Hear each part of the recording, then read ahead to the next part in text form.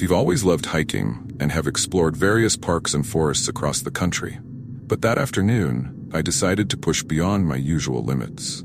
I chose a remote part of the park, far from the marked trails, looking for a greater challenge and new scenery. The day was calm, with the sun slowly setting, casting shades of orange and purple across the forest. Everything seemed peaceful until, as evening fell, I started hearing voices in the distance.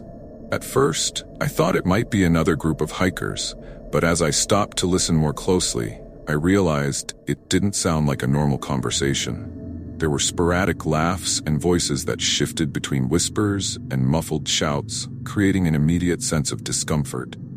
I kept walking, trying to ignore the unease, but the voices seemed to be getting closer, even though I couldn't see anyone. I tried to convince myself that it was all in my head, or that the sounds were farther away than they seemed, but the feeling that something was wrong only grew.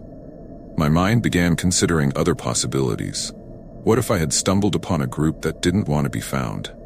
The area was known for its isolation, a perfect spot for illegal activities ranging from poaching to drug cultivation. My survival instincts kicked in, and I knew the best thing to do was to leave as quickly and quietly as possible.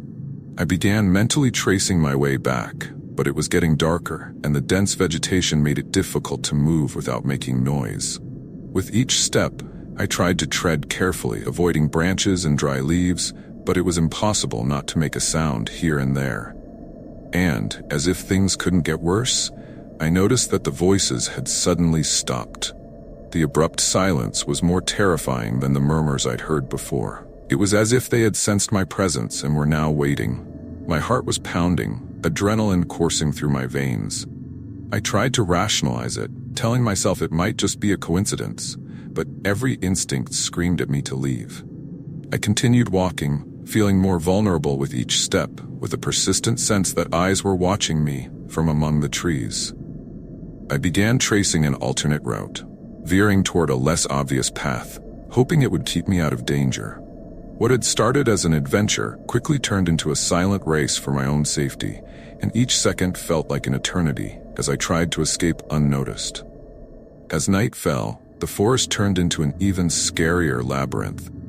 I knew this kind of terrain well, but the darkness and the pressure of staying hidden complicated everything. Every now and then, I thought I saw shadows moving between the trees, but I tried to focus on the path, remembering every detail from when I entered.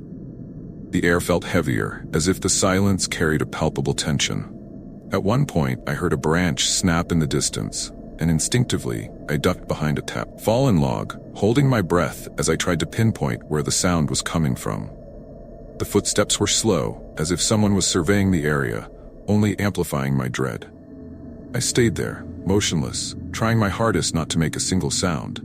The forest, which once brought me peace, now felt like an enemy, full of places where anything or anyone could be hiding.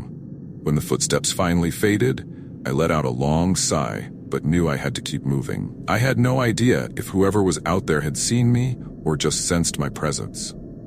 After a few minutes of silence, I decided to get back on track, sticking as close as possible to the direction that would lead me back to my starting point. Every time I heard a sound, I stopped to listen, afraid the footsteps or voices would return. The problem was, the darkness was growing denser, and with the cold setting in, my whole body was on high alert, tired yet unable to relax. I started seeing small signs that I was on the right path. A rock I had mentally marked, a group of trees I remembered. That gave me some hope, but I knew I couldn't let my guard down. Then I heard the laughter again, more distant this time, but enough to freeze me for a moment. The voices seemed to scatter through the forest, as if they were either moving away or searching for something or someone. I knew I had to quicken my pace without drawing attention. The feeling of being chased was driving me mad, and all I wanted was to get out and reach a safe area. Silence returned, but now every sound in the forest seemed amplified, and I felt that at any moment I might come face to face with whoever was out there. Finally, after what felt like hours, I saw a small clearing ahead, a sign that I was nearing the main trail. Anxiety and relief began to mix, but I knew I still couldn't let my guard down. Every step felt heavier, and the silence around me only made my fear grow. I looked around one last time and, seeing no signs of movement, I ran as fast as I could to the trail. When I finally reached the safe path, a wave of relief washed over me, but the fear lingered, a reminder of the danger I had just left behind.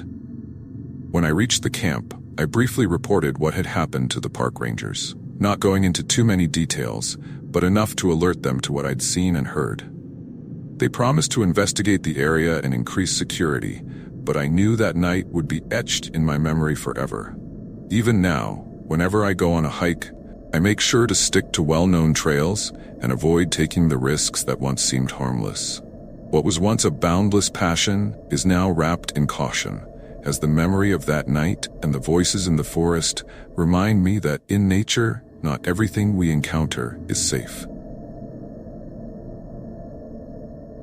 Staying late at the library was pretty normal for me, especially during exam weeks. That night, the campus was quiet, almost deserted, and the walk back to my dorm seemed darker than usual.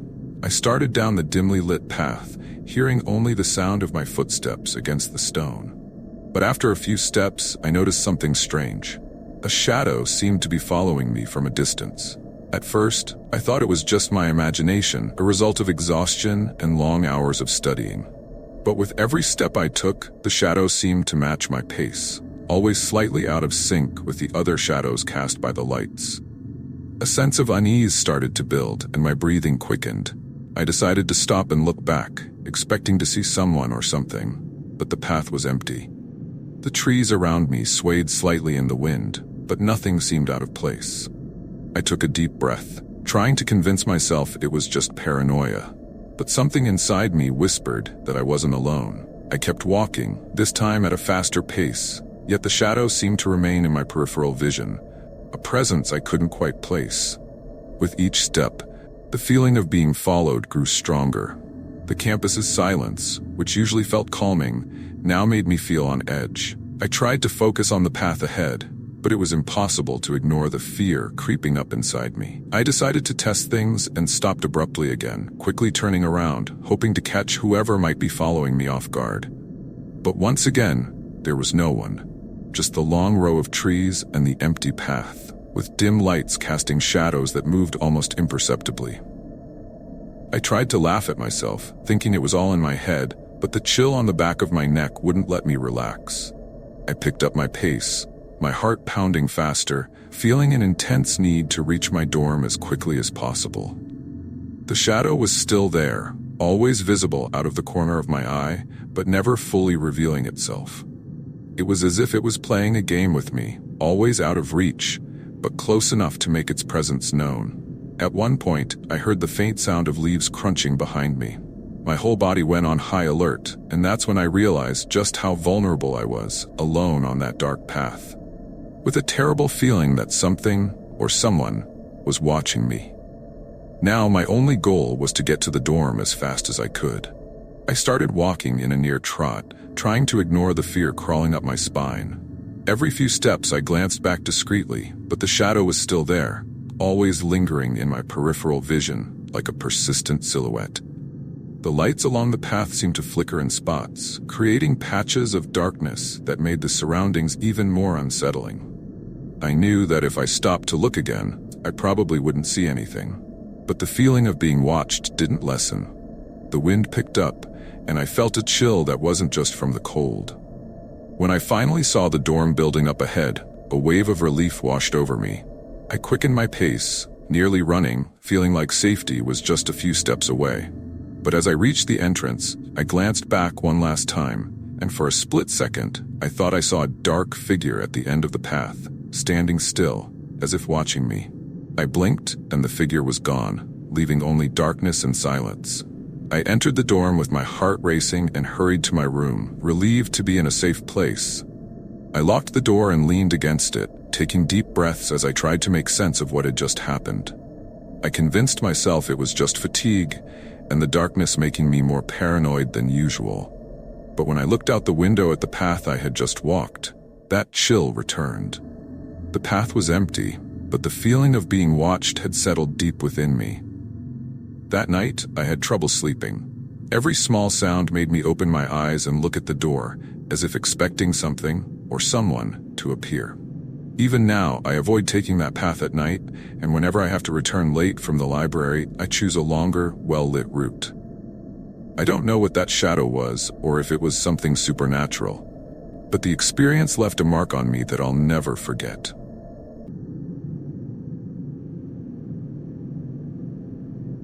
The idea of spending a weekend in an isolated cabin in the mountains seemed perfect. We all needed a break, and nothing sounded better than the tranquility of nature to help us disconnect from our routines. We arrived in the early afternoon, and everything looked exactly like the photos. A cozy place with an incredible view, far from any signs of civilization. After unpacking, we started exploring the cabin, and right away, we found a few things that didn't belong to any of us.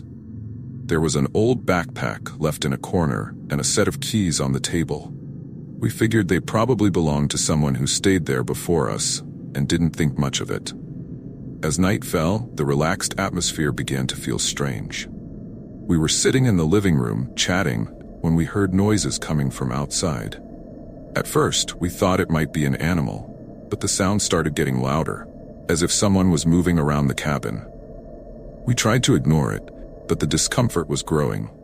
We decided to lock the doors and windows, just to be safe, but when we checked the back entrance, we noticed fresh mud prints on the ground, large boot prints that didn't belong to any of us. That's when we started to suspect that someone was out there. Tension started building between us. Each of us tried to stay calm, but it was clear that everyone was nervous. We decided to search the cabin to make sure no one had slipped inside while we weren't paying attention. When we checked the bedrooms, we found more strange signs. An open window that we remembered closing, and a chair that had been moved to the middle of the room, something that definitely hadn't been there before. The feeling of invasion grew stronger, as if we were being watched and tested. We tried to call for help, but there was no signal in that remote area. Things got even worse when, attempting to go outside to check on our cars, we found that both were unusable. The tires had been deflated, and there were scratches along the sides, as if someone had used something sharp to damage them. Reality hit us hard. What started as a peaceful weekend had turned into a survival situation. We were isolated, without communication, and with the certainty that someone was nearby, toying with our sense of safety. With no other options, we decided our best chance was to stay together inside the cabin and prepare for anything that might happen. We barricaded the doors with whatever we could find and improvised weapons from household items, like pieces of wood and kitchen utensils. No one talked much, but it was clear that we were all terrified. We felt that whoever was out there wanted to scare us, and they were succeeding. Every sound from the forest made our hearts race, and the silence between us only intensified the tension. The hours dragged on, and every little noise felt more threatening. At one point, we heard heavy footsteps around the cabin, followed by light knocks on the walls. It was as if they were circling us, closing in, maybe waiting for us to make a move. The feeling of helplessness was overwhelming, and the darkness made everything even scarier. We decided to keep the lights off so as not to attract attention, and as we huddled together in the middle of the room, we tried to come up with a plan. All we knew was that as soon as dawn broke, we needed to find a way out and get help before things spiraled further out of control. The night felt endless. Every second was a test of our nerves, and any sound outside made us hold our breath.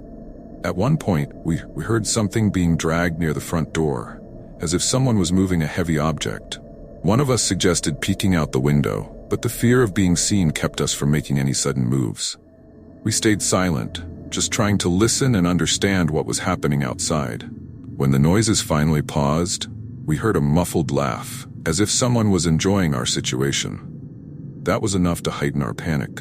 Whoever it was seemed to be having fun at our expense. Finally, the first rays of light began to break through, bringing a sense of relief but also urgency. We knew this was our chance to leave. As soon as the sun was high enough, we grabbed our things quickly and headed for the road without looking back.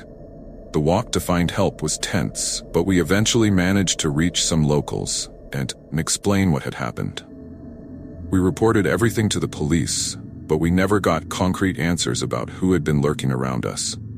The experience left us shaken and aware that, in nature, the greatest danger can come from the most unexpected places.